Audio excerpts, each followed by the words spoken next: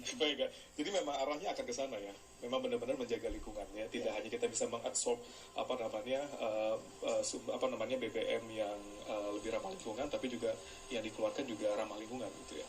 Transisi ke energi terbarukan. Tadi juga sudah dielaborasi oleh Pak Ega.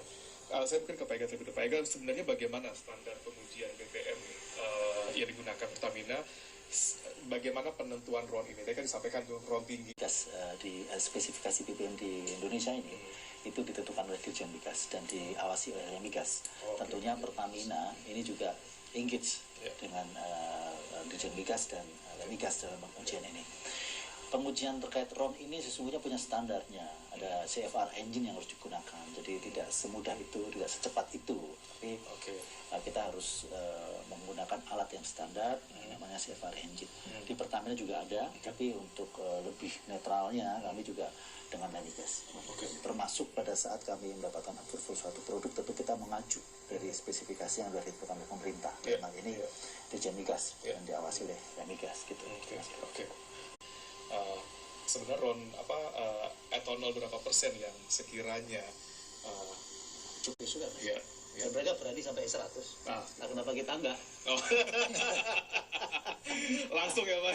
Sudah dicoba, Pak. Ya, asal etanolnya tersedia gitu ya. Gitu. Suplainya ada di sana. Sebetulnya kan permen tentang pemanfaatan bahan bakar nabati kan sudah ada dari tahun 2008.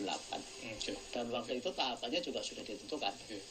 Dari 2,5%, 5%, 10%, dan seterusnya. Dan harusnya tahun ini Mas, sudah 20%. 2025 ini. Cuman implementasinya terhambat karena ketersediaan etanolnya terbatas. Sehingga biodieselnya jalan terus sampai sekarang menjadi B40, tapi etanolnya ketinggalan gitu. Nah, sekarang kita akan mulai dengan pemanfaatan etanol. Seperti apa? Di Indonesia itu dari industri sendiri, dari Gekindo sendiri melihatnya seperti apa gitu Pak, dengan keberagaman umur usia kendaraan di Indonesia? Cuma saja itu kalau kendaraan-kendaraan yang dibuat sebelum tahun 2000 masih aman. Mobil-mobil yang setelah tahun 2000 itu aman sampai E10 ya secara resmi. Tapi E20 pun tidak terlalu bermasalah juga bisa. Karena tren dunia pun seperti ini. Jadi trennya itu mengarah rata-rata ke E10 ya. Nah, sementara kemudian ada negara lain yang berkembang menuju ke lebih tinggi lagi seperti Brasil sudah E85 bahkan E100. Kenapa enggak?